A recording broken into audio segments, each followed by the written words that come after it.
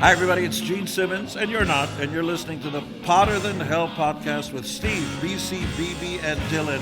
But you knew that, didn't you? Ladies and gentlemen, welcome to the Potter Than Hell podcast. This is your last stop on the crazy train of hard rock and heavy metal. So sit back, buckle in, and hang on. Here we go.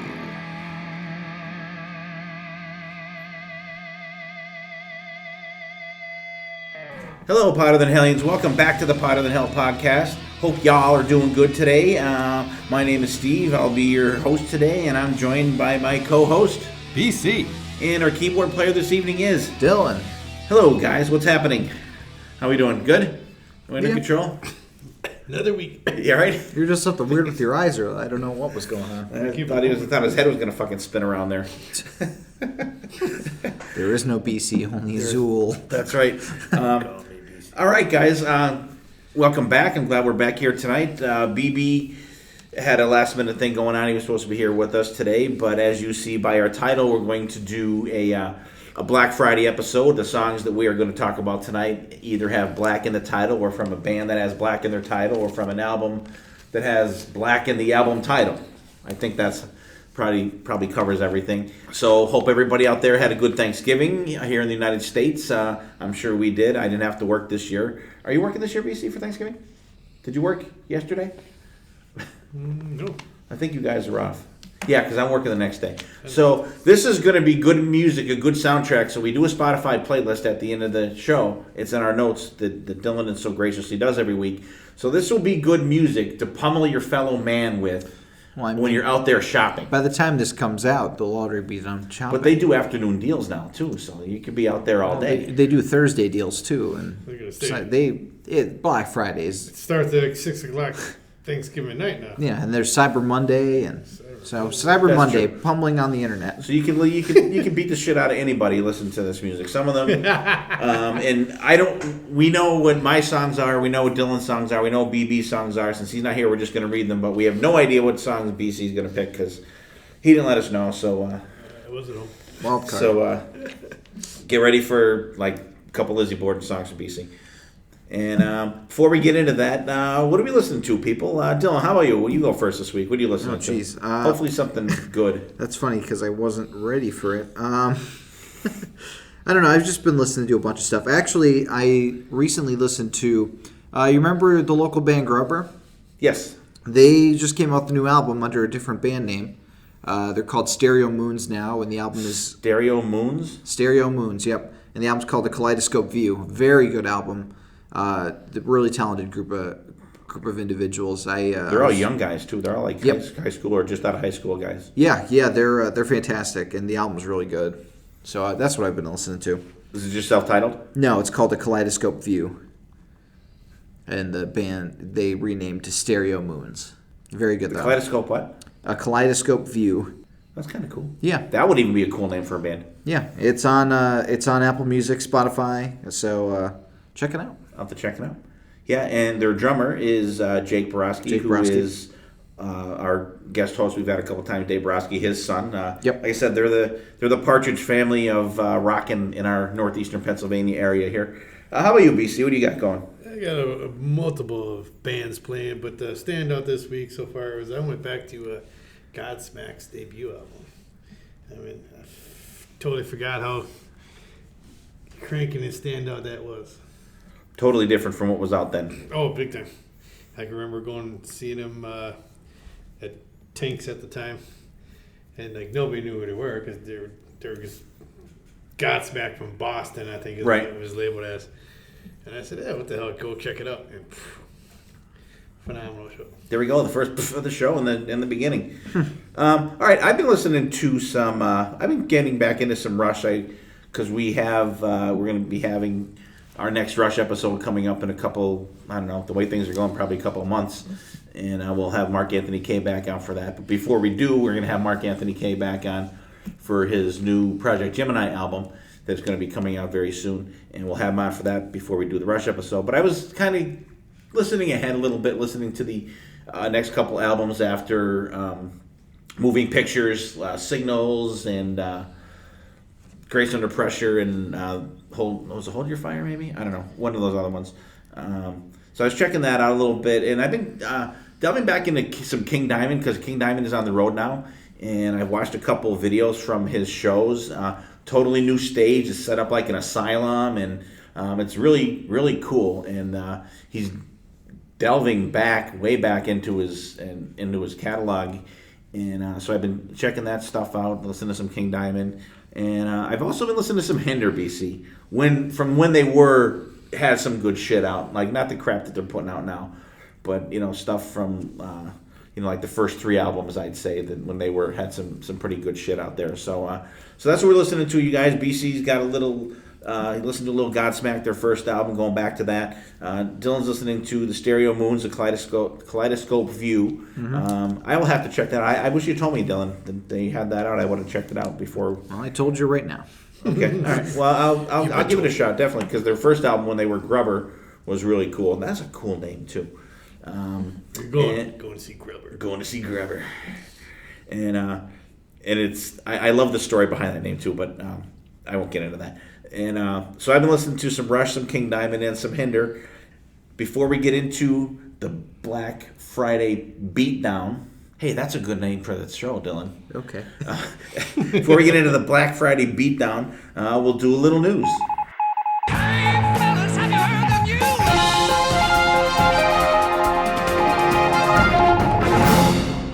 Okay, news this week. We don't have a whole lot to go on this week. Just some couple little tidbits. Dylan, speaking of news tidbits, what do you think about the new Ozzy songs that have been released? So, the first one was a little lackluster for me. I wasn't completely thrilled with it. It sounded like cut and paste Ozzy, something you might have heard on Scream or maybe Black Rain minus the Zakk Wylde squeals.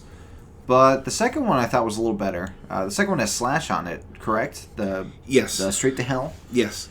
Yeah, when I heard the first song, and it's funny that you said that it does sound like the song was just pieces of other songs put together. Yeah. Because there's weird time changes, but it doesn't sound like a coherent song. Doesn't flow. The solo's really good in it.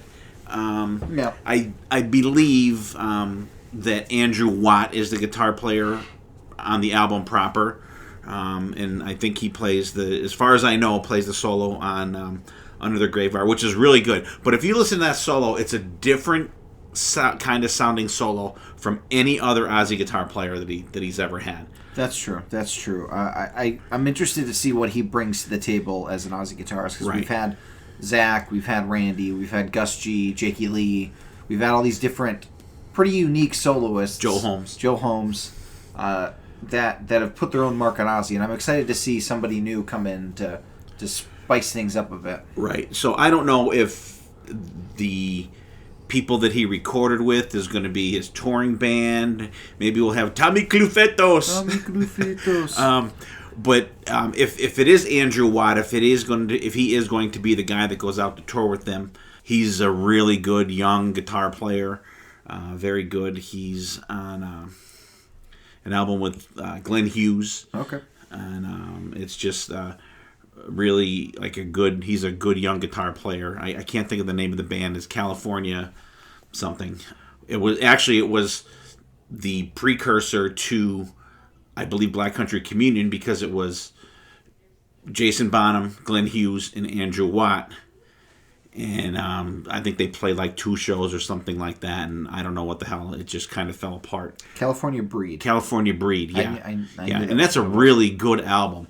And and I like anything that Glenn Hughes sings on, but I mean it's a really good album. And Andrew Watt is a really good guitar player. Funnily enough, he also played on the song that Ozzy featured on with Post Malone. He played on that song, the guitar for it.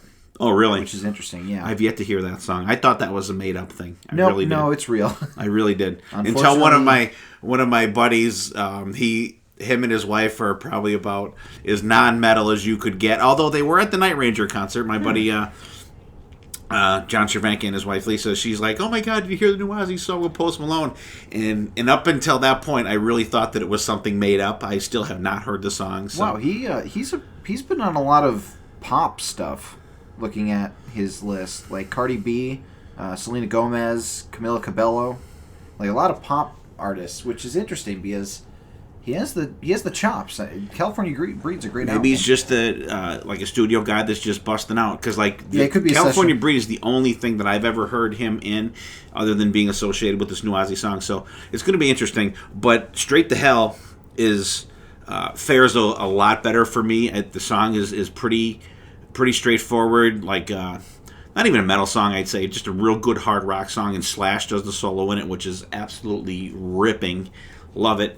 Anything that Slash is involved with, I'm on board, so that's really cool. And speaking of guitar players, KK Downing put out I don't know if it was a tweet or a press release that, first of all, he thanked everybody for their enthusiasm and encouragement when he played that show with Ripper Owens and Dave Ellefson when they did all those kick-ass pre-songs we talked about before.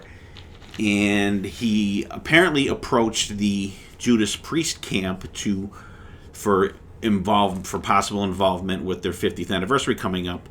And he was told no, apparently. That doesn't surprise me. Priest has been going pretty well with their current lineup. I could see both sides. I could see wanting to get back, helping out the band with a big anniversary since he's such an integral part of the group and was there for all the iconic moments. But I could also see the band's point of view where you want to celebrate the current lineup. You don't want to overshadow everything with just like one guitarist coming in. But if you're doing a 50th anniversary thing, you need the guy. You need him there. Yeah, maybe I would maybe with Glenn, he doesn't need to be, a couple songs, right? So he doesn't need to go and be the other guitar player in Judas Priest. Now that's not it at all. But just to be told no, you can't be involved at all. I think I don't know the dynamics of it. I don't know the back and forth. But that's the thing, because if I just hope doesn't come out to be some shitty thing to do. If they're not, you know what I mean? If they're not on good terms, I would rather them not reunite than be on stage and be miserable. You know what I mean? Yeah, but you know what? They're all adults. They're professional musicians. Put your shit aside for one fucking song or something. You know. But that's all well and good. You know what would be perfect? Come out and play "Sinner." That was always his song that he ripped it up. That would be great. That's all. And be done with it. That's all well and good. But if you have a situation like Quiet Riot, where it looks like the band members want nothing to do with each other, they don't want to be on the same stage with each other, you're not going to have a good time watching it. So I don't want that to happen. If they're not on good speaking terms, because music is supposed to be about the spontaneity and the spur of the moment and feeling the music. And if you're too busy hating the guy on the other side of the stage, you're not going to feel it. The crowd's not going to connect to you, and it's going to be a shitty show.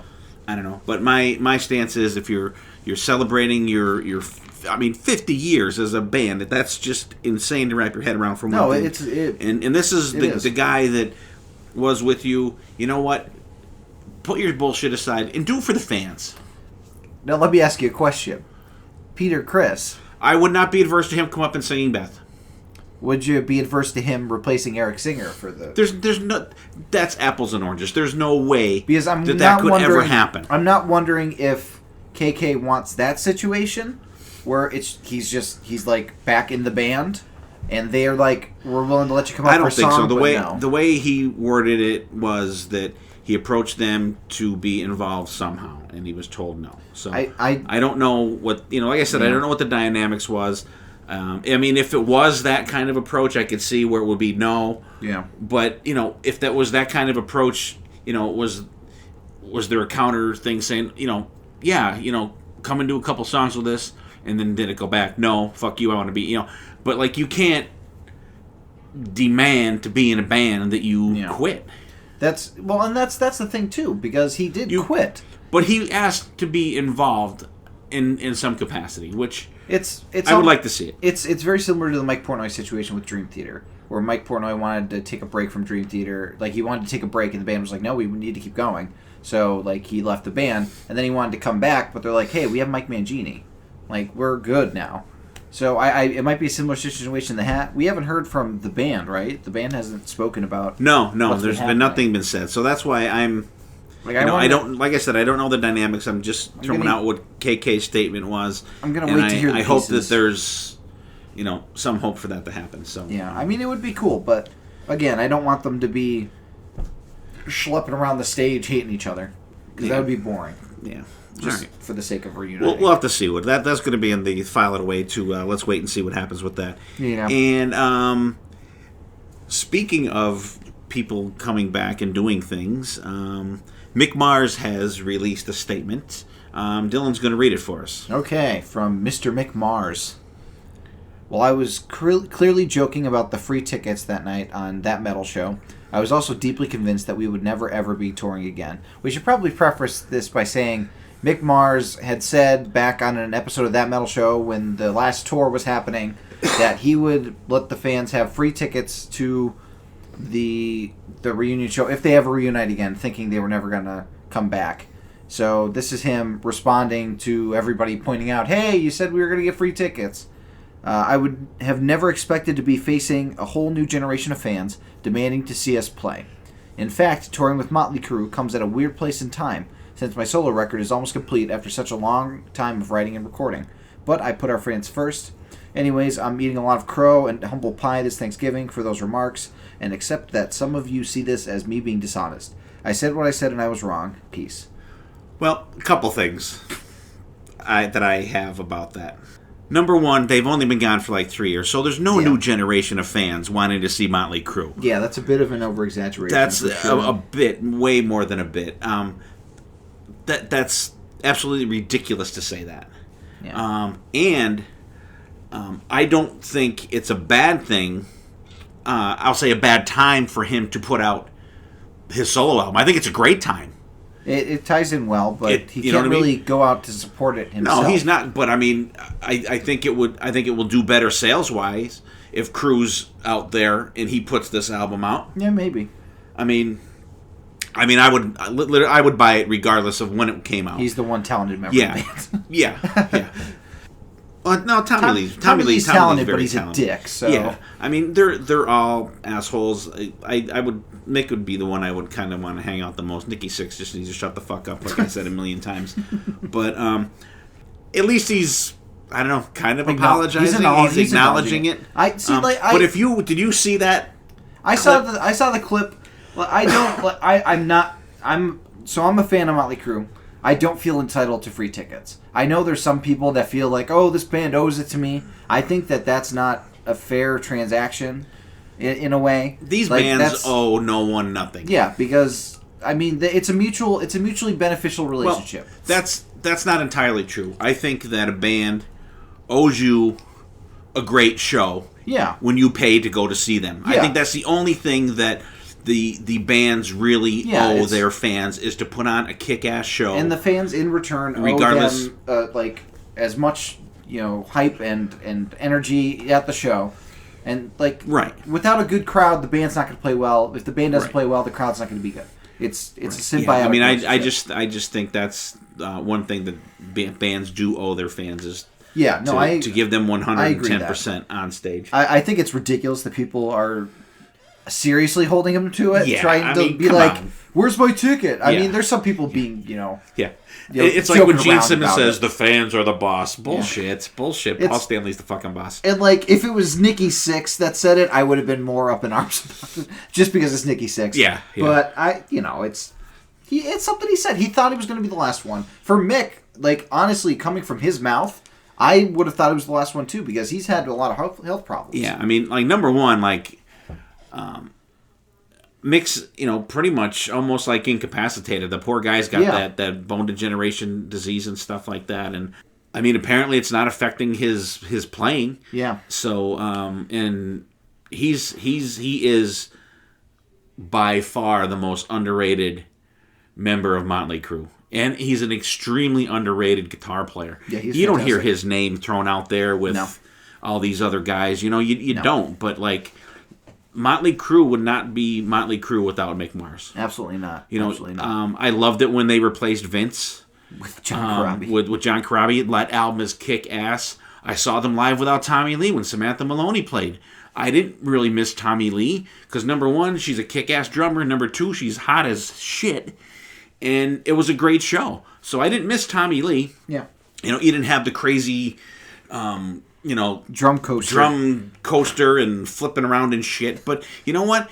I kind of liked that show because it was more just a straightforward rock show. Yeah. It wasn't like, they weren't like totally overblown and shit like that. It was more of a kind of a stripped down, just get out there and play Motley Crue. And I think it was just a fantastic I'm still tour. I still don't like the idea of Motley Crue getting back together.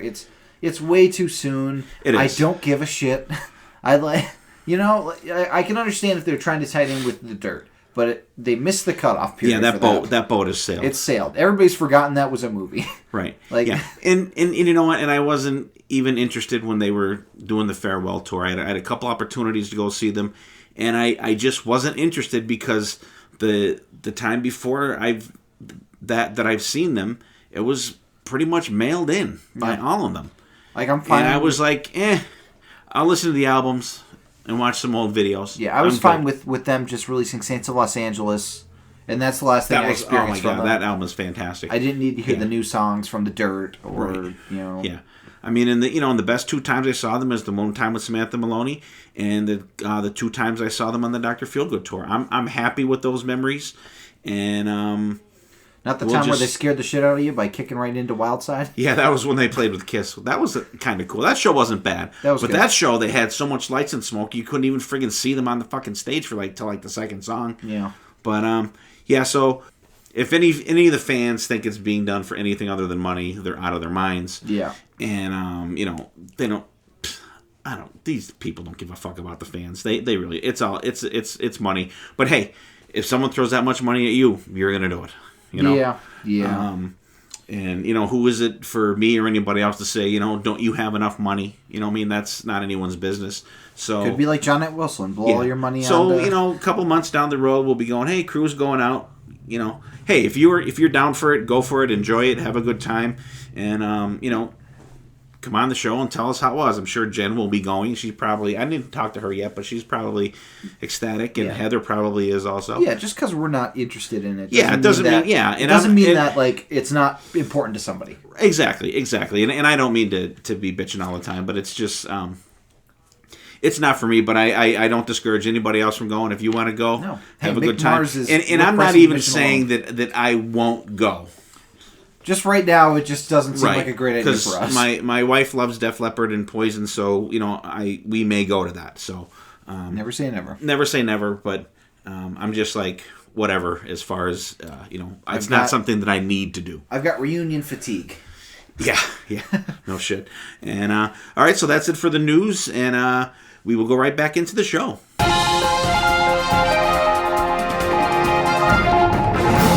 All right, we're back from the news. Hope everybody enjoyed that. You never know what's going to happen when on the news here. It's up to the rockers in the world how our news is going to go. Could be good, could be bad. Maybe last week. Yeah, last week was a lot of bad news with like one good news item. So hopefully you guys enjoyed that. So let's get into our Black Friday beatdown here. I wanted to do something different. We were kind of kicking ideas around. And so I come up with this idea. I think it's pretty cool. First, we were going to do like 4 songs that had black in, then 4 songs from groups that had black in their name. And that's kind of limited, I think. There's a lot out there, but, blacks, you can do Black Sabbath, the Black and Blue, and Black Star Riders, and Black Torah. But so I figured we'll just mix it up. So I think I have one that has black in the band. But there was a lot of cool stuff. I'll read BBs as we go along. So I thought this was a cool one to kind of listen to stuff for, because it was there's a couple, and I was like, I had a list of like friggin' like 30 songs, and it was hard to narrow it down because there's a couple I left off, and I'm like, shit, that song's friggin' great. And some of them are from bands that aren't exactly on the mainstream radar here. God only knows what BC's going to pick. I'm sure he's going to pick shit that I don't even know what the fuck it is. But we'll get into it. So, BC, since you're going to have the most interesting list, what do you got for us first? I'll start off tonight with. Gotta start with I just kind of went to, like you said, song-wise, there's so many great songs out there that were black in, but I kind of stuck to bands, and I went off my iPod, whatever, that little... Apple Music. Anyways, I went with my first pick's going to be Black Sabbath off the 1995 Forbidden album. Can't get close enough. I guess I forgot how great this album was in that mid-90s. And I think we talked about how much we like Dio. I mean, I personally like Dio compared to Ozzy, but Tony Martin, how can you go wrong? This is just I think a very, not different album, but, and I picked because it has that nice slow. Starts out slow and builds in. Kicks it, with the open riff, and kicks in, and it just the solo, and Ice-T was on the album too. Yep. He was on the first song. I like that. That's different, but it's a good album from front to back. I like it. I've said it before many times. I love the Tony Martin Black Sabbath stuff. And if you haven't checked that out there, check it out because there's a ton of great stuff out there. But those two albums, Forbidden and Cross Purposes. Cross Purposes. Yeah. So Cross Purposes and Forbidden, they're two albums that are not on like Apple Music and they're not on Amazon Music, but they're out there. You can pull them up on YouTube. Fantastic albums. Absolutely love them. And Mark Arnold, I did not forget about you. I will get you a copy of that. Cross Purposes and Forbidden. I'll get them out to you. But like really great stuff. I love that. And like a lot of fans really hate that album, Forbidden. Right. I like it. I thought we saw them for that tour. Or as they say in German, Verboten. Verboten. Yeah. Auf Wiedersehen. Was that the Harvey's Lake? Was that it? Oh, yeah. Really? Yeah. That was for that. That was the beginning of the BB lean. Where's BB? He's asleep. Yeah. So good, really good pick. Dylan, what do you got first? I think my first pick will be actually, funnily enough, the debut song from the album, the first track on the album of Royal Blood off their first self-titled album. The song is Out of the Black. Starts off with a really cool bass and drum back and forth, and it just has a lot of energy and a menace to it that I really enjoy. It has a cool jam part at the end that the drums just go crazy with these fills. But it's an awesome song that works well as an opener and a closer because they close their sets with it. And they actually put in, funnily enough, a Black Sabbath song. They put in Iron Man in the middle of the song and then go back into Out of the Black. So that's my first pick. Yeah, cool pick. And we got this. We've talked about it before. We got to see them. They open up for the Foo Fighters. Yep. And it's hard to believe that it's just bass and drums. Yeah, it's crazy. But Dylan gave me his list today. I was listening to it, just skipping through the songs, and I'm like, I just pretty much left that album play after the first song because I'm like, I forgot how cool that album was. It's one of my favorite albums. Really of the good decade. pick, though.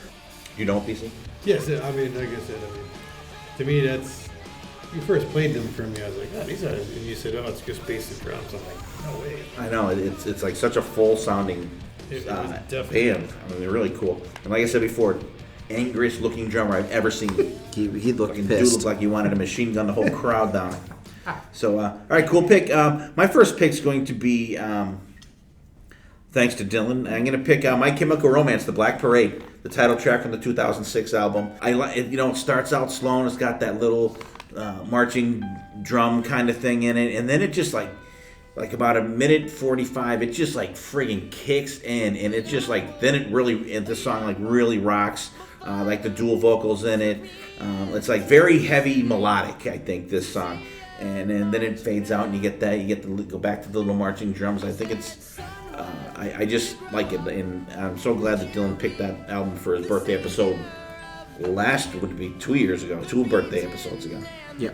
And so that's my first pick, The Black Parade. Yeah. It's a fantastic song. Welcome to the Black Parade is such a good roller coaster song because it goes from the plaintive piano at the beginning to the just almost like punk rockish kick in, and there's emotional highs, and every time the ending drum marching part happens, and then the cannon goes off at the end. Oh yeah, I get chills every time I hear it. It's such an amazing song, and a great intro song to My Chemical Romance for sure.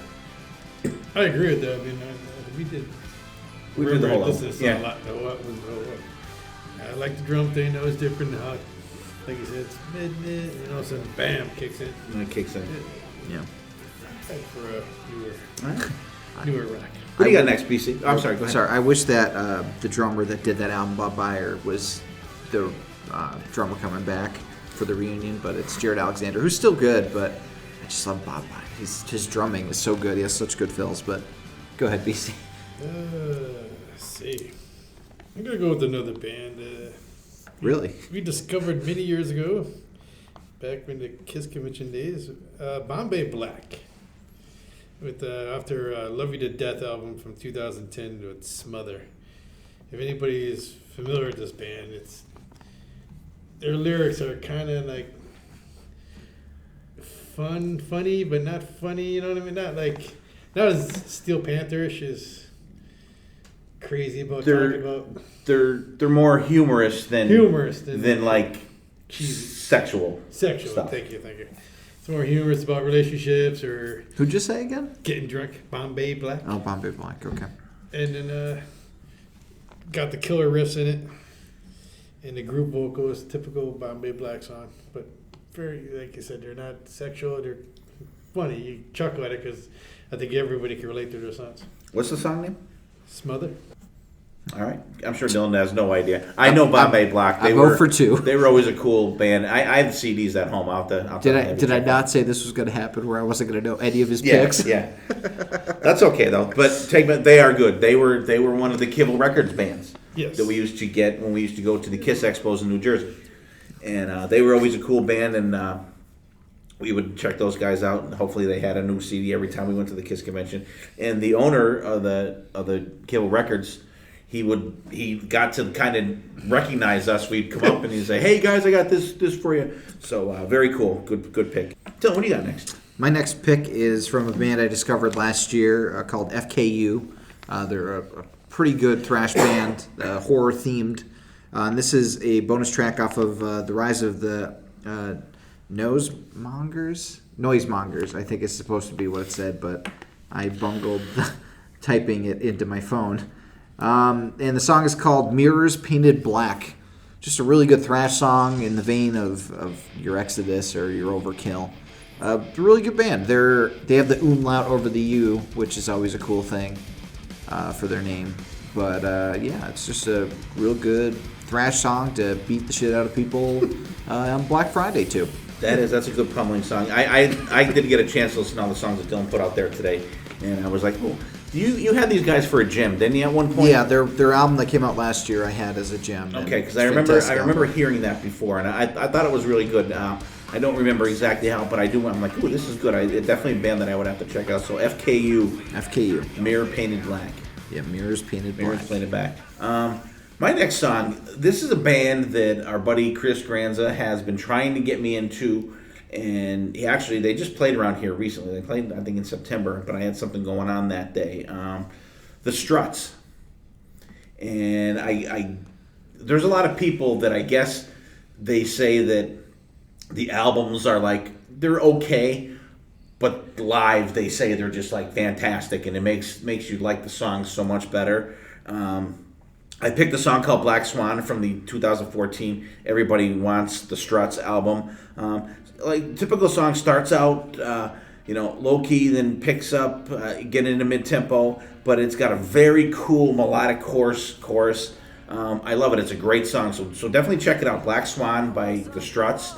And I've been throwing them on here and there. I haven't listened to an album all the way through, but I've been picking songs here and there and checking them out, and they're kind of growing on me. So I'm gonna have to get into them a little deeper. I don't know if their new album is this year or last year. I think it's from last year though.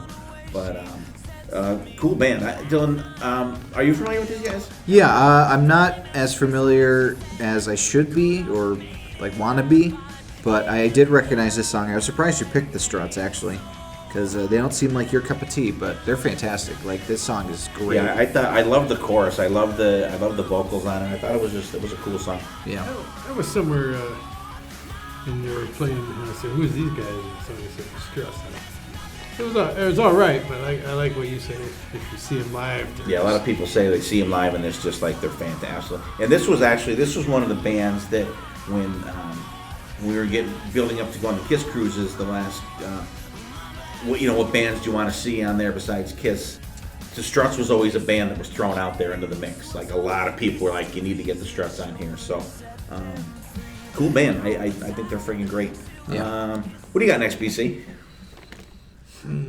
Let's go with going back to the old days, 1990 with the Black Crowes from Shake Your Moneymaker.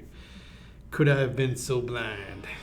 To me, I love it. Like, back when they first came out with this album, I love this album. The second one was good, but after that they kind of lost me a little bit. But I love this first album, this song. I mean, it could be some kind of subtitle song in my life. How could I have been so blind? But Black Crowes, I just really dig it. It's very like I don't want to say blues. It's more southern because they're from Georgia. Yeah. What do you think, though? 0 for 3. I don't know Black Crowes. I know who the Black Crowes are. I've never heard the song before. Really? Yeah. It's a great album. BC, I'm going to say our buddy David Hudson will be proud of you. And I'll give him another plug. They do him and his buddy Ian, they do the State of America podcast. It's those guys are really kicking ass with that podcast. And actually, check out Digital Kill the Radio Star podcast, David's original podcast with Chris Craig. Great guys, and so check that out. Black Crowes, Could I Have Been So Blind? I know that song. It's just not ringing a total bell with me. And I'm kind of like with you with the Black Crowes. I don't really. You've seen them live, right, BC? Yeah, it's on With Aerosmith or Heart, one of they them, right? opened up for Aerosmith At the baseball stage. The baseball stage. Before Montage. Yeah. They're a band that I need to delve into Southern more. rock. Yeah. The first album, didn't they got a little hippish? Yeah. Is it the Yeah, a little hippie, stonerish. Yeah, kind of but stuff. overall, I mean, I like the first. They're getting back together next And year. they're gonna be out. I guess it's just the brothers and then other guys playing. So. I think I mean, I don't follow them close enough to be like, Yeah. oh no, it's Right. It might be the original drummer. Could be wrong. I don't know, because that's the guy that they had, that David and them had on the podcast, and he's not Oh, no. with them. So I don't know. I don't know if he's the original drummer. I don't know. I have no idea about the dynamics of the Black Crowes, so I'm not even going to pretend to. I guess they're doing that album though. Are they? I don't know. I didn't. I honestly didn't. I listen read it to real quick. I really didn't pay I wanna much say they're attention going to to it. the first album. Just kind of peripherally, because I know David's heavily involved. Loves those guys. Their Black Crowes for him is like Kiss or like Iron Maiden for us, pretty much. So I'll have to check. I haven't listened to that album in a long time, so I'll have to get back into that and check it out. Who's next? Dylan? No, or is it me? Yeah, no, it's me. Don't skip me. Yeah, because you went last. Okay. So this next band actually reminds me a lot of Judas Priest. I think there was rumors that the lead singer was going to was going to be the fill-in instead of Ripper Owens, because he does sound very Rob Halfordish. Mm-hmm. The band's called Primal Fear, and off of the album Delivering the Black, it's the song Delivering the Black. They really are like a Priest meets power metal band. Really good stuff. The riffs are amazing. A lot of cool dual guitar action, soaring vocals. It's just a really good song. And this was a band that I was always like, how are they not bigger? Like, how are they not more well-known? Because they have some really amazing songs and some really cool vocals. It's just very strange that they're not as well-known as they could be. Yeah, but Delivering the Black, Primal Fear. I've heard of them. I never heard them. Yeah. But they've been around for a while. Yeah. Yeah, they've been around for a long time. Yeah, and I threw this song on, and I'm like real good. And you're right, they're not quite like power metal, like Hammerfall. Yeah, they're kind it's of like a little more just shy of it. metalish than that kind of stuff. But Yeah. like really good song though. I have one CD from these guys, and it was really good from a couple of years ago. But really cool band. My next song. Love these guys. Love them. these guys are My Lizzie Borden, like they are to BC. Pretty Maids from their new album Undress Your Madness is going to be Black Thunder. It's like a deep track on the new album. It's probably the heaviest track on the album. It's got some Pretty Maids, a little grindage going on there. Kick-ass solo from Ken Hammer on there. The vocals are great. There's like gang vocals at the end. And I call it Pretty Maids perfection. I fucking love these guys. And Ronnie Atkins, you're in our thoughts and everything. He's going through his cancer treatments. Hopefully they will still make the Monsters of Rock cruise because they're still on all the press. So hopefully, we're keeping our fingers crossed that he's well enough to do that. But if not, save your strength. We'd rather have you healthy than So I will get to see them. Not maybe they can do like Faster Pussycat did at M3. Guys, some other bands. I can't replace him. You can't replace but stuff. But it's easy to replace Tammy Down. yeah, that's for sure. So that's. I don't know if you guys have checked out that album or not. Yes. Yeah, I listened to that song and it really surprised me. That was probably the biggest surprise Of how heavy it was? Yeah, I wasn't expecting it to be that heavy. I was like, holy shit, this is Pretty Maids, really? So a bunch of heavy tunes. Fantastic song, really good. I'm gonna have to check out the full album. Check out all of it. I agree with that. I mean, they're one of the main bands I've been looking forward, hopefully, to seeing. But time will tell, and like you said, Ronnie's health's got to be first. But they've always been. They're one of those bands you can put in the lead category every time they come out with something. It's a gimme. You go out and buy it. Yep. You're not going to be disappointed. All right. What do you got next, BC? Oh, we're almost halfway home here. We're flying around here. I'm going to reach into the thing here. I'm going to go with the Blackstone Cherry from 2011, Between the Devil and the Deep Blue Sea with Blame It on the Boom Boom, which I've done that 2 or 3 times in my life. You think? That and Blame It on the Booze. Same thing. But they go hand in hand. I mean, I really dig these guys since they first came out. These guys are like a hard Skinnerd, maybe. Hard. Yeah. Hard and Skinnerd, Southern, hard.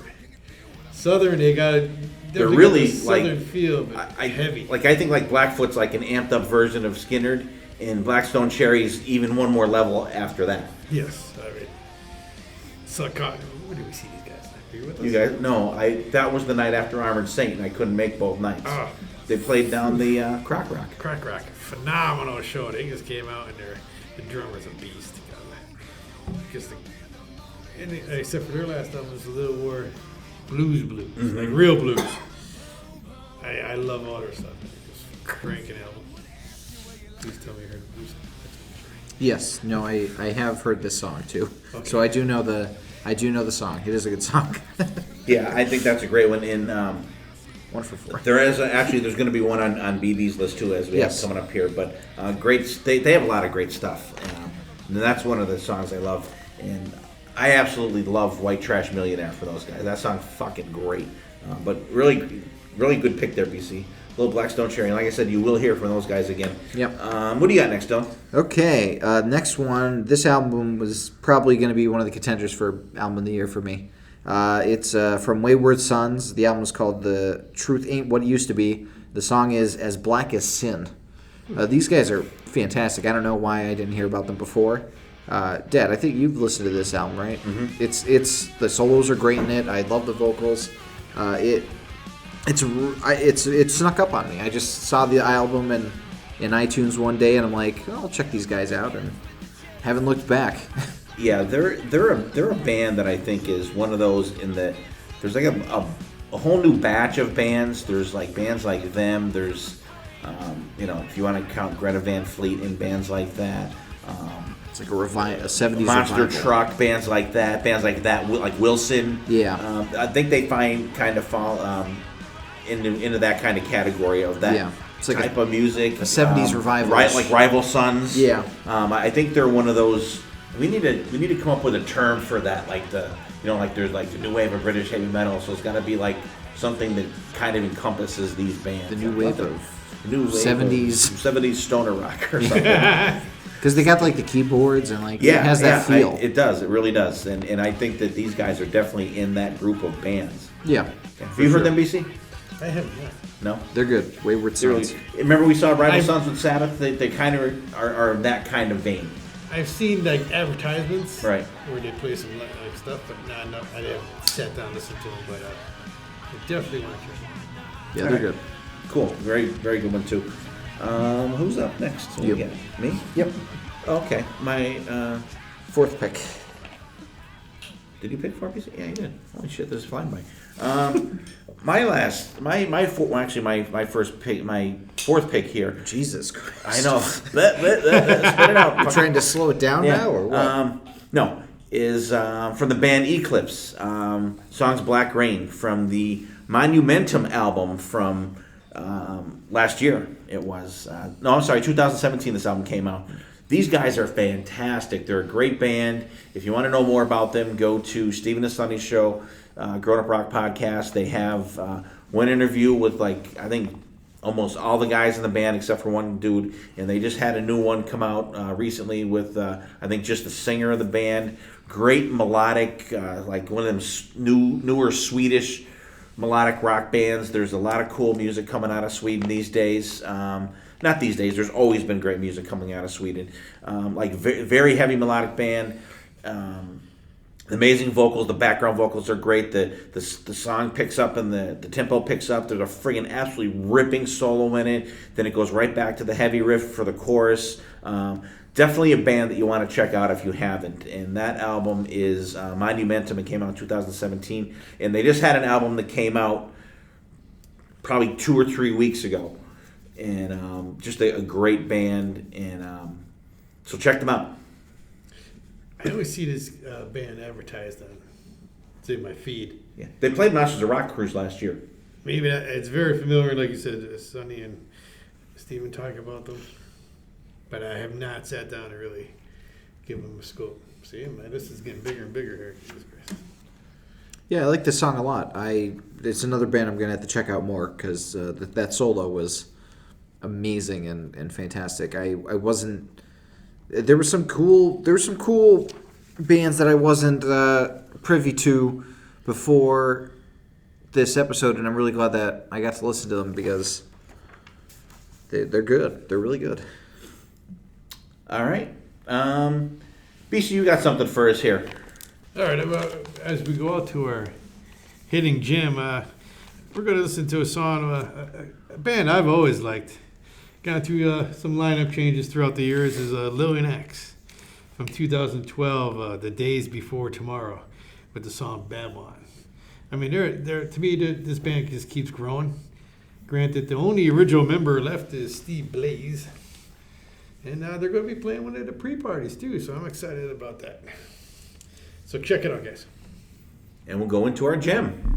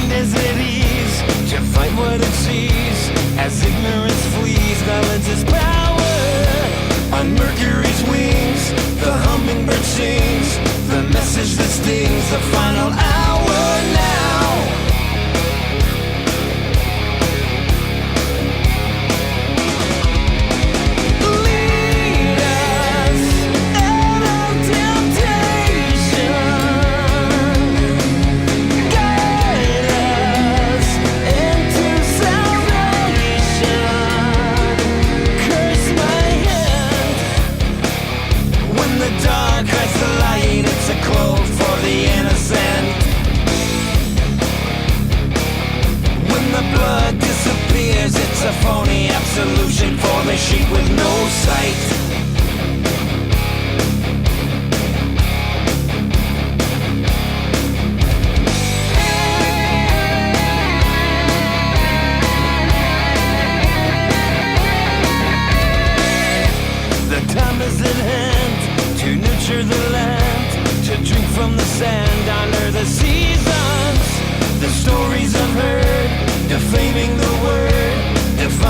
absurd. I know the reasons now.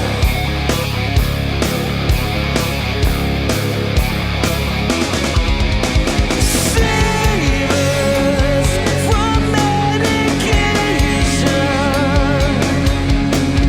Feel us with new sensations. Curse the land. When the dead walk the earth, it's a sign for the innocent. When the base turns to gold, it's a secret that the magic's hiding place is found out.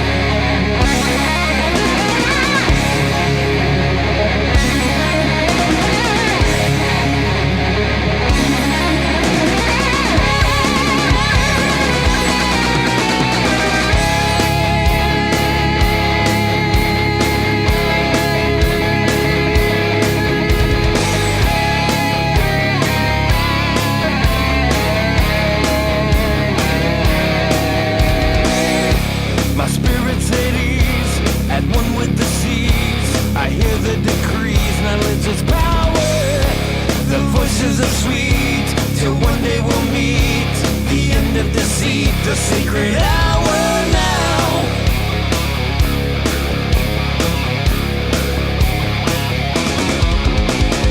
Lead us out of temptation.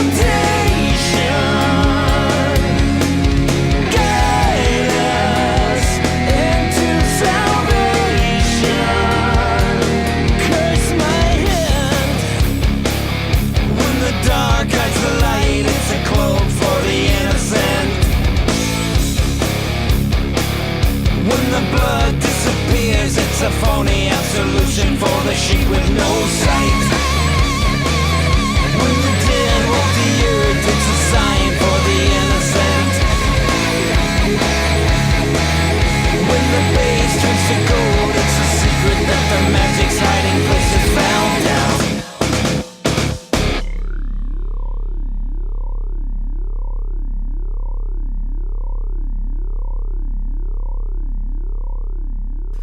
Okay, our hidden gems this week. We will start with Dylan. Okay, hidden gem. So keeping with the theme of black, I am going to spotlight a cover of Metallica's Blackened off of the album The Anatomy Of by Between the Buried and Me. Very cool version, very straightforward, a little more gruffer vocals than you're used to with it, but cool interpretation of it. The album actually is really good. It has a version of Kickstart My Heart, Bicycle Race, Us and Them, Cemetery Gates. So it goes all over the board. It's almost like these are the bands that influenced us album. Who's the band? Between the Buried and Me. The Buried? Yeah, like Buried Alive. Yeah, they're good. They're very good. Never heard of them. Can you hear bass on Blackened? Yes, you can. That'll be interesting. It's a market improvement with the bass. Oh, cool. How about you, BC? What do you got for us? Sticking with the black theme, going through a bunch of the CDs and came across the band Black Tide. I might have talked about this. Oh, Black Tide's great. But Warriors of Time from the 2008 Light from Above. To me, it's like you hear such a to me Iron Maiden. Yeah. The guitars, just They do a cover of Prowler. Oh yeah. Yeah. Really? They do. But I threw this on and it blew me away. I know the name. Yeah, they Did we opened. see them live? Yeah, we did. They opened for I think Bullet. Yeah. They were. Okay, We saw them at the I Cultural remember the name. Center. I'm like, I know I saw. It was them live. either Bullet or it was Megadeth. It was one of those two because it was in the ballroom. Yeah. But I remember yeah, seeing that's them. It was probably Bullet. that's funny because I almost had them as my hidden gem too today. They're Oh, great. really? Yeah, They're Light good. from Above. yeah. Light from Above is the Light from album. Above. Warriors of Time's the song that he's spotlighting. Hey, what, 2 albums? 3? They had a Did couple they? albums. There's two that I know mostly. That one and Postmortem. Then I think there was one after that. But they're pretty good. They also do a cover Hit the Lights. Yeah, I know. I definitely Oh, I saw heard them that. live. That's who. That's it. All right, cool. Somebody else thought too. I was actually going to stick with the black theme here today too, because there was one song that I found very tough to leave off my list, but I'm not doing that. I'm going to go with the gem that was suggested by one of our listeners. His name is Jeff Gavis. I hope I pronounced it right, Jeff. The band is Chateau, and it's from 1983, and it's from the album Chained and Desperate, and the song is Chained and Desperate. Really cool sounding 80s metal band. I mean, 83, so it was like early, 80s metal.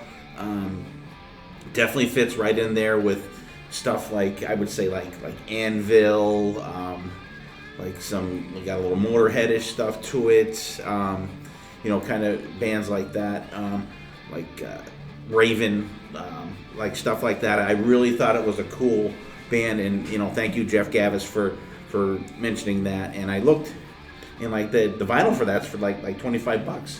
Really? Yeah, so it's really cool, and you can check out the album. It's on. I didn't check to see if it was on. I don't think it's on Apple Music, but it's definitely on iTunes. Not iTunes, on YouTube. So I checked it out on there. So Chateau, Chained and Desperate from 1983. And once again, thank you, Jeff Gavis. Thanks for listening, and thanks for recommending that, Jim. I never heard of this band before, and I will definitely check out the whole album because it's friggin' excellent. It was really good. So we'll definitely do that. Hopefully. Yeah, see, I don't even know if you'd be able to get it on the Spotify playlist or not. I don't know. Probably not if it's So not on we'll, Apple. Okay, so, I mean, if we can find it, we'll put it on there, definitely. If not, check it out. It's on YouTube, because that's where I found it. So, there's our gems. We have Blackened from Between The Buried in the Me. Buried and Me from Dylan. We have Black Tide, The Light from Above from BC. And we have Chateau, Chained and Desperate from me, from our awesome listener, Jeff Gavis. It's a great Elton John album. And, yeah. Honky Yeah. Chateau. Yeah.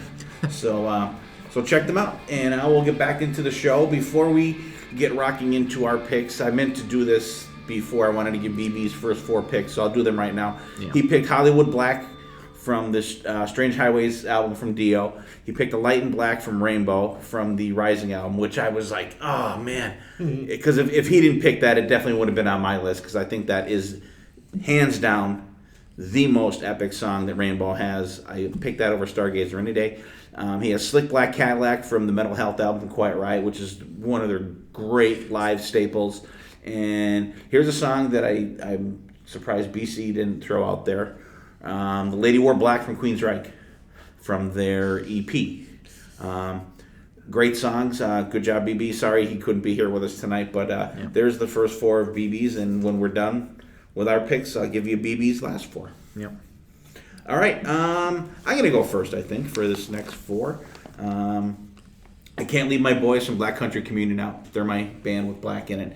I'm picking the song The Crow from the 2017 BCC4 album.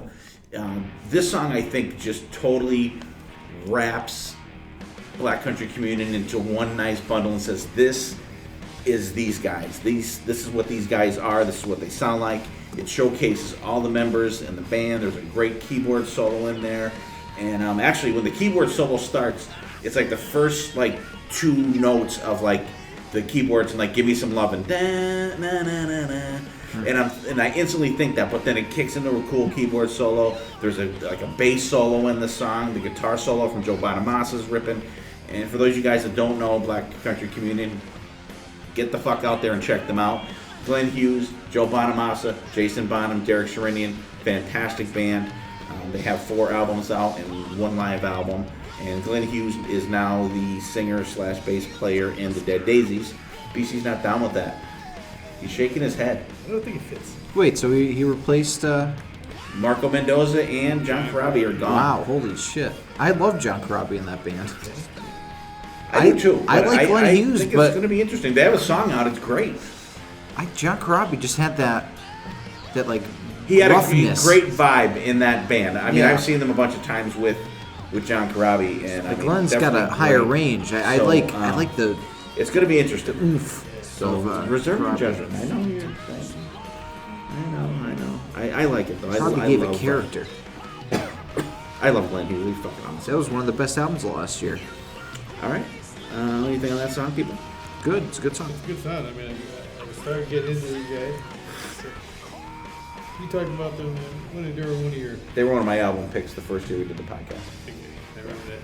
That's when I started. Yeah. Because actually, I think when we first started doing the podcast, it was announced that they were going to bring out this album, and then it came out. So love those guys. Still have not got to see them guys now. But what do you got next, BC? I'm gonna stick with my southern feel with another band we discovered by accident. Blackberry Smoke Okay. from A Little Piece of Dixie from 2009 with the song Up in Smoke, which is like very southern rock, not as heavy as say Blackstone Cherry. They're a little bit more A little more stonerish. stoner southern rock, but these guys are just funny, phenomenal, fun band. And first time we saw these guys, we're opening up for Jackal, and we're at the bar before the show, and we're drinking, and these people are like, "Hey, guys, Shooting the shit with them. shooting the shit with these guys." We had no idea who they were. We just thought they were guys here to see the show, and like so, boom, comes time for the first band to come out, and here they come out on the stage, and we're like, Yeah. They're They guys- actually left the bar and went to the stage. Like, Yeah. okay, we got to go, you guys. Nice talking to you. They get up, they walked up on the fucking stage. "Yeah," we're like, "They're the guys from the fucking band. Holy shit!" And I don't think they do it anymore, but back then they played a song and they stopped. They all did like some kind of probably bourbon or whiskey or some kind. Uh-huh. Play one, Drink drink one. one. I don't think they could do it now because I know they headline. They shows do now. headline now. They'd be friggin', they wouldn't get through half the set. But very cool guys and very fun band and some good southern rock. Yeah, they are very good. I enjoy those guys. Yeah, to this day, I still get Blackberry Smoke and Blackstone Cherry mixed up because So- they're like they have a similar vibe, Yeah. but They're another band that's in that grouping, I think, kind of. Yeah, they're good though. I like them. So the thing is, if you listen to these songs and you go out and pummel someone, then if you feel bad, you can light up and have a smoke with these when you play Blackberry Smoke with them. Yeah. What do you got, though? Okay, my next song for the second half. So I have two songs in these last four that sound like they're more popular songs, but they're not covers. They're a song that just so happens to share the name. So the first song is from a band that I talked about in a previous episode, Hail the Villain, from the album Population Declining. The song's called Blackout. A very cool song, a little bit of a cool tempo change. It starts off as a cool stomper, but then it picks up the pace. The lead singer, I don't know how he managed to get through recording this without blowing his voice out because he is screaming through the chorus of this song, and especially towards the end. He's like really going for it, and I think actually he ended up having like throat problems, and that's why the band never really took off past his first album, which is a fantastic album. You mean But- you didn't use backing tracks? No, he did not. He just he went for it all and ended up losing it. But this is an album that is so criminally underrated. Like nobody knows who the hell these guys are, but they're fantastic. I love this album a lot, and anytime I can put a song in for an episode, I'll try my best to do it. But Blackout from Hail the Villain. Yeah, I checked out the song. I thought it was really good. So definitely a rocker for Yeah. sure. Absolutely. My turn, right? Your Yep. turn. Jeez, I can't even keep track of three people. Holy shit! I got to throw my boys from DC4 out there from their 2006 EP. It's song called Black Picket Fence from their Mood Swings EP from 2006. It's like just a hard rock song right out of the gate. And I think if you delve back into these guys, there's like the Mood Swings EP. Then there's Volume 1 comes out. Like, this is a song that is a perfect example of what this band just, right out of the gate, just rocks. And you know that these guys, if they had continued, I mean, they obviously have because they just had an album out this year. I was gonna say But, they are continuing. But like this is a song that like right out of the gate, like a hard rocker. Just a great preview, and Jeff Duncan just absolutely is a phenomenal guitar player, really underrated, like total like, and it's sad because you don't hear this guy talked about in when you talk about guitar players, but he's just a phenomenal guitar player, and his vocal, I love his vocals too. I think he's a great singer. So check out DC4, especially the song. Delve back into these guys. Black Picket Fence from Mood Swings EP. Yeah. He sounds so young on this song to me. I'm like, I put it on and I didn't look at the album cover, so I wasn't sure what album it was from. And I hear his vocals and I'm like, holy shit, this is like young DC4. Yeah, it's great though. Yeah, it was before Rowan Robertson was in the band. Yeah, DC4, man. DC4. How can you go wrong? You cannot. All right, BC, we're back to you, buddy. Oh man, you're gonna take me back to a concert we went to, me and BB. Black Label Society, Order of the Black from 2010, Godspeed Hellbound. Ooh. When they played that live, I think it was Electric Factory in Philadelphia. Whew. It's just a cranking, the double bass, and the typical Zach. A lot of pinch harmonics going on solo there. in the song just blows me away. And I'm a Black Label guy. yeah. This is a great song. I do recognize this one. And I'm glad that we were able to talk about Black Label Society since BB was not allowed. Yeah, BB, he vowed to lay off of Black Label Society for the rest of the year. He set an embargo on himself. No. He Remember, he said a couple episodes ago, he said, I'm out for He's been true Black to his Label word. Society. Unlike some people Too bad about some another people, band. Yeah, some people can't Ridiculous. resist themselves. Come on. But, Shame. but great. And they did that live and we saw them, didn't they? We did, saw them. yeah. Open for Priest. Open for Priest. And actually, Greg Salinas just posted pictures from that show today. Oh, that's cool. And it was Thin Lizzy before they were Black Star Riders. It was like the band that eventually became there. Yes. Black Label Society and Priest. I mean, that was a great show. We saw it out the Speaking the of which, Meadowlands. I was very surprised you didn't pick any Black Star Rider songs. They were just off my thing. I was going to pick Heavy Fire. Yeah, because I laid off of them because I thought for sure. No, I wanted to just do something a little different. That was what I was trying to do. I didn't want to, do bands that I always talk about or. Yeah, we may be hearing about them coming up in an episode. Yeah, definitely. All right, cool. I picked the song that Dylan had also picked. Apparently, he didn't read my list very well. Well, wait, what? No, what? Isn't it my turn? Oh, is it? Yeah. Well, I'll go, then you can go. Oh, since I already started talking about it. Okay. I tell you, I can't even keep track of 3 people. God. I picked the song from Exodus, Blacklist, from the 2004 album Tempo the Damned. Just a very heavy grind. This is the song that you're going to pummel the fuck out of someone to, BC. Oh, yeah. This is the one that you're going to beat the shit out of someone to. And I wanted to pick this too because it has Black in the song, but first studio album with Jack Gibson, first studio album that Andy Sneak produced for these guys. And I haven't brought him up in a while. Gary Holt and Rick Hunold, and it was Rick's last album with the band. Just a great, and actually I put down a great song to beat the shit out of some Rude Shoppers too. Solos absolutely ripping it, just a friggin' head slammer. And this was actually the last album until like this 2 years ago that Steve Zetro Sousa sang vocals on. But just a great slamming song. I love because it just kind of picks up a groove kind of feel at the end of the song. Get my Blacklist is really cool. Yeah. Love it. Yeah, great song. I mean, obviously I like it because I tried to put it on my list even though you already had it. I also love the album cover for this album. Like the madman playing the organ. Yeah. Very cool. But anything, like any Exodus song I could throw on at any time and just be in it and just be ready to punch somebody in the face. I remember the song, I remember this band, and we're getting cranking throughout the years. But since the incident 3 years ago, my therapist requested that I don't listen to Exodus anymore. So Oh, good. I have not been able It's to. taking an Exodus from Exodus. It's against doctor's orders for BC to listen to Exodus anymore. All right. Now you can go, Dylan. Go ahead. Oh, thanks. Hey, no problem. So, this is a band that you guys hated the band name for when I first brought it into the podcast. The band's called Puppy from the album The Goat. This is another contender for Album of the Year for me. Song's called Black Hole. This is, it's really weird because this is not how you expect the band to sound at all.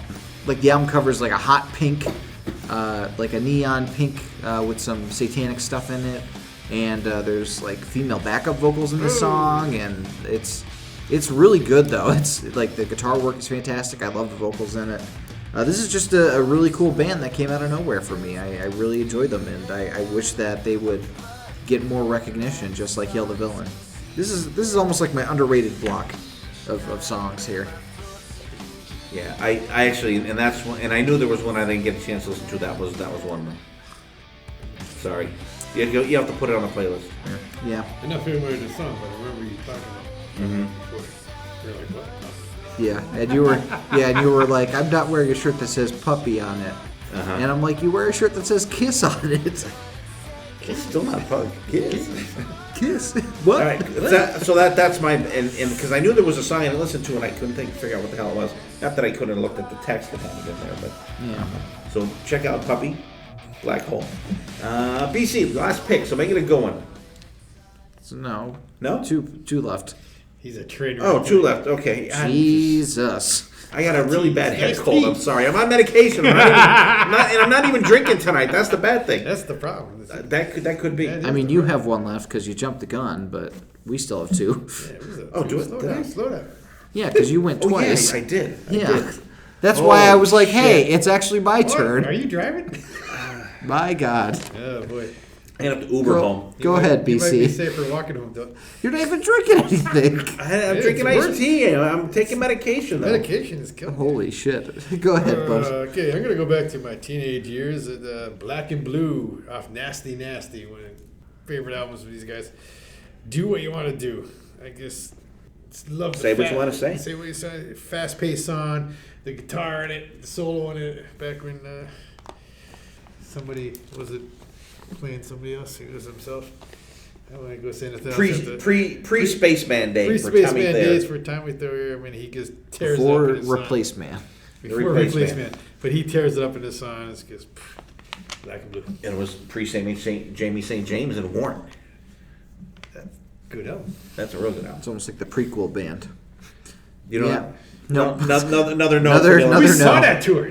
I know we did. Okay. Us and probably 60 other people. 60 other people with that. Yeah. Excellent song. I love Nasty Nasty. It's a fantastic album. And do what you want to do. Just freaking excellent. Dylan definitely have to put that song on the playlist because it's fucking great.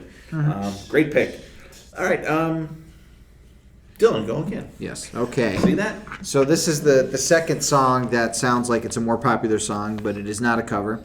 Though I was tempted to put the original song on there because it is a fantastic song. So the band's called Night Demon. They're part of the New Autumn, which is the new wave of traditional heavy metal.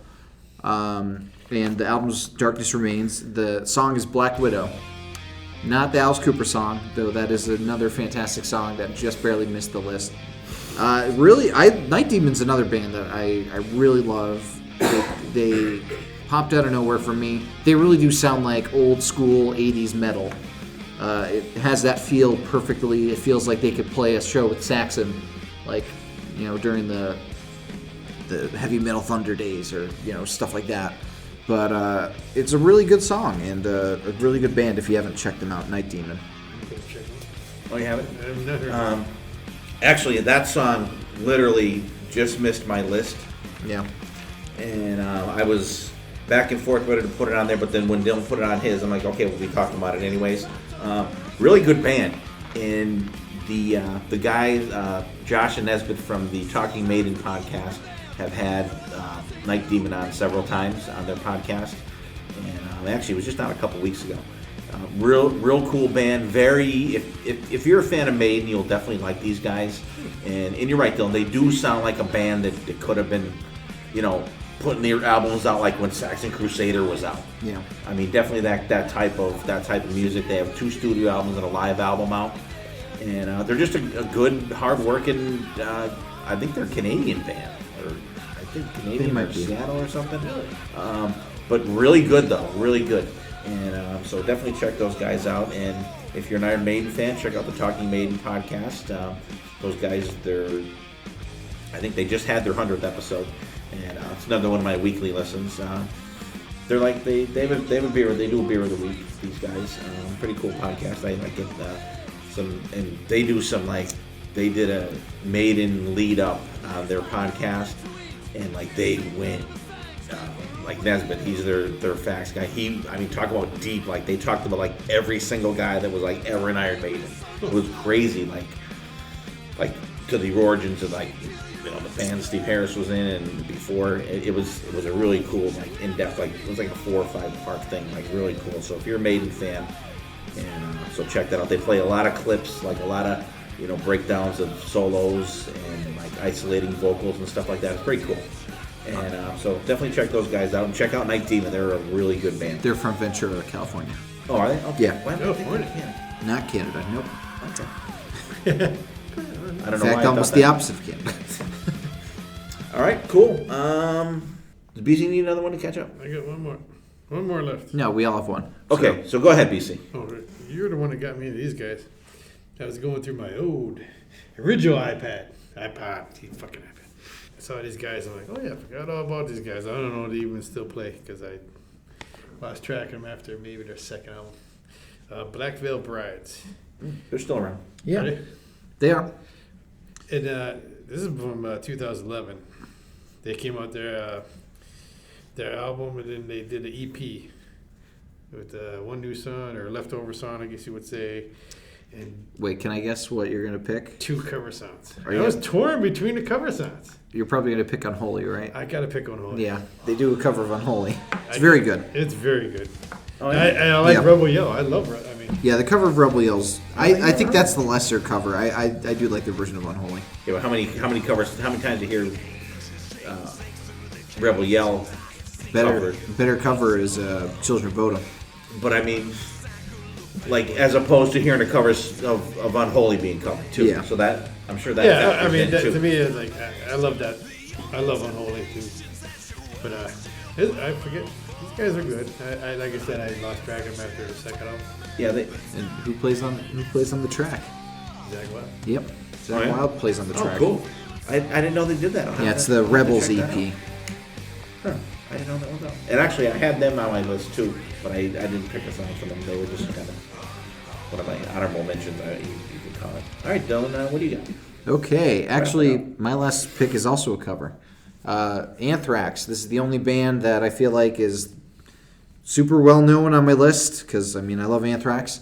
They did their For All Kings album, but they did a deluxe edition where they did a couple other songs on the end of it, and one of the songs is a cover of the White Stripes song Black Math, which is a song I always liked from the White Stripes, and they do a really cool version of it. Add a bit more of a meaty solo to it. The original song had a solo as well, but they added something a little special to it. They sprinkled Anthrax on it. I feel like Joey Belladonna could have put a little more into the vocals. He's a little restrained on it. Doesn't have quite the personality that Jack White had on the original track. John Bush would have sang it better. But it's a really good version of a song that most people that listen to Anthrax have probably never heard of or even knew that it was a White Stripes song. So I thought I'd end my list with that. I listened to it very quickly today. I like it. I don't know what the original one is. Yeah. To be honest. Yeah, I've never heard the original one, but I thought it was good, and I'm thinking, no, Dylan picked the song, the White Stripes, it's going to suck. But it was good. I thought it was good. I'll have to listen to the original version. White Stripes is going to be 2020 birthday episode. Oh, God. Gonna make you guys listen to Elephant. I think we're going to change it up next year. Yeah, so I liked it. I thought it was pretty cool. So we'll definitely have to. That is one you can definitely. I'm sure you'll be able to throw on yeah, for sure, on the Spotify playlist. My next one is a band that I just kind of discovered these guys. I think they have like 8 or 10 albums out. They had a shitload of albums out. These guys, and I just was going through, and I think it was like maybe a month or two ago, and I'm like, oh, there's a new album. The band's called the 69 Eyes. And like I've heard the name before, but I never listened to like one song from them. And they have a new album out this year called West End, and but I didn't pick a song from that one. But you may be hearing about that again too. I picked a song from their 2016 Universal Monsters album. It's called Blackbird Pie. It's pretty cool. It's like a very I don't know. There's a lot of layers to this song. It starts out like a little plinky acoustic, but it's got a really cool kick up. The song has like a very cool groove to it. I love the guy's vocals. He's kind of like, it just, I don't know, it reminds me like the fucking Munsters, like, but it's cool though. But I don't want to say it like that because it makes it sound stupid. But they have it's the typo negative feel. It's the Munsters to it. by way of Peter Steele. I think I think it's like a fun version of typo negative, like a little more poppy, not as gloomy type stuff as typo negative, but it has that feel. It has that like that keyboard sound in it at times. And then like at the end it's like gimme some Blackbird pie. It's just really cool. There's some great lead work on the song that I love these guys. I think they're great. They're a band that was totally not on my radar, and I just kind of discovered them, and they've been out for a long time, I guess. But Blackbird Pie from the 69 Eyes. Did you listen to it though? I did. So me to the 69 Eyes is like you to the darkness. I could appreciate the music. I fucking hate the vocals. Oh, really? I hate the vocals. I don't like it at all. It sounds so corny in the worst way. Like I'm all for a cheesy band. I don't like these vocals at all. I can't get into them. I like Peter Steele. He's taking BB's place for ripping me today. I like Peter Steele. I don't like what this guy does. It's weird. It makes me feel uncomfortable when I listen to it. Good. I get used to it. I heard these guys. I know as soon as you started describing, I was like, I heard this before. I know what you mean by it's a little different than typo negative. And the arrow is on the bottom of a lot of things on Apple Music. You may also like Right. 69 Eyes. They come up quite a few times. I remember clicking on it once or twice, and I remember it. It's a little bit, it's typo negative, but a little bit different. Right. I like it. I really enjoy it. I got to refresh myself with it. All right, let me. You're not missing much. Shut the fuck up, Dylan. Let me read BB's last four songs. Yeah. Blondes and Black Cars from Autograph. Light Comes Out of Black from Halford. Me and Mary Jane, Blackstone Cherry. Got a thing. And from Airborne, from the Black Dog Barking album, No One Fits Me Better Than You. From Airborne. Friggin' BB's got some good picks going here too. Great picks. Autograph's great. Halford. The Halford song is on the Buffy the Vampire Slayer movie soundtrack. Is it really? Yeah. Oh yeah. That's where it came from. The movie's not great. I was wondering why, because it's not on any of the Halford out. It's on the live. Yeah, but it's not on any of the studio. Yeah, it's on the Buffy the Vampire Slayer soundtrack. Hmm. The show's much better. Who thought Halford to be on the Buffy the Vampire? No shit. She's Buffy hot. the She's hot. Well, it's not Sarah Michelle Gellar. It's Christy Swanson that plays her in the movie. Still hot. Sarah Michelle Gellar plays her in the show, and the show's much better. The show's one of the best shows on, ever. But I thought it was. I'm like, oh shit! It's on the Buffy the Vampire Slayer soundtrack. That's really cool. So that was. I didn't know that. I never put. Nobody told me. Yeah. I never put the two of them together. Yeah. Yeah. So BB had some good picks. Good picks. Real good picks. So read your picks, guys, and then we'll go around and we'll wrap up. So just give everybody kind of just what you guys picked again. Go ahead, Dylan. So I picked Out of the Black by Royal Blood, Mirrors Painted Black by FKU, Delivering the Black by Primal Fear, As Black as Sin by Wayward Sons, Blackout by Hail the Villain, Black Hole by Puppy, Black Widow by Night Demon, and Black Math by Anthrax. All right, BC, what do you got? I got Can't Get Close Enough on Black Sabbath, Bombay Black with Smother, and Black Crows Could I Have Been So Blind. Then I had some Blackstone Cherry, Blaming on the Boom Boom. And then number 5, Blackberry Smoke, Up in Smoke. And I just lost track of myself. Black Label Society, Godspeed Hellbound. Black and Blue, Do What You Want to Do. And number 8, Black Veil Brides with the cover of Kisses Unholy. All right. I got My Chemical Romance, The Black Parade, The Struts, Black Swan, Pretty Maids, Black Thunder, Eclipse, Black Rain, Black Country Communion, The Crow, DC4, Black Picket Fence, Exodus, Blacklist, and the 69 Eyes Blackbird Pie. Sorry, Dylan. Love those guys. So, guys out there, if you got a song that from a band that has black in the name or that fits this thing and it's something that we haven't talked about that you want us to check out, let us know. And once again, thank you to Jeff Gavis for providing me with my gem this week. And we'll go around the table here and we'll wrap up. Go ahead, Dylan. Some really cool songs that we spotlighted today. Some stuff that I never heard of before. So it was really cool delving into those songs. There's the one song that I wasn't a fan of, but there's still some good things to be found within that song. I thought everybody had a really great list, and we're really curious to hear what you guys, what songs you might have picked for this episode, because there's a million of them that we left off that we could have. I mean, like my list was pretty big as well of runner-ups, but you could check out the Spotify playlist of the week in the show notes if you want to listen to some of the songs, if you're curious about the bands that you've never heard of. Most of the songs will be on there. All right, BC. I liked it. I mean, looking back into everything and discovering stuff you haven't heard in years and shit, but I always go back to, I made my list off all Dylan's stuff here. He brings the stuff I'm not familiar with. Yeah, I had a great time doing these songs. It was cool because it wasn't like a really labor intensive. We didn't have to listen to like 6 albums and reviewing everything. It was cool picking these songs and going through your list. And we talked a lot about a lot of good songs today. And like I said, I apologize. BB had something going on; he couldn't be here, but I'm glad that we had his list. And he picked a lot of good songs. Everybody had some good stuff. A couple.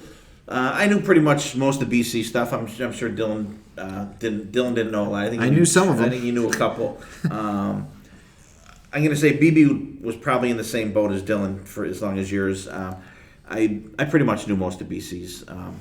So you guys, if we appreciate you guys listening to the show, and if you guys could give us a good review on Facebook, or even better, it helps us out to associate us with all different kinds of hard rock and metal podcasts. If you get on Apple Music and give us a 5-star review, that totally helps us out. And we have a new 5-star review, and Dylan's going to read it for us. Yeah, so this one is from Zeus from the Shout It Out Loudcast. You may have heard them in episode 2 episodes ago.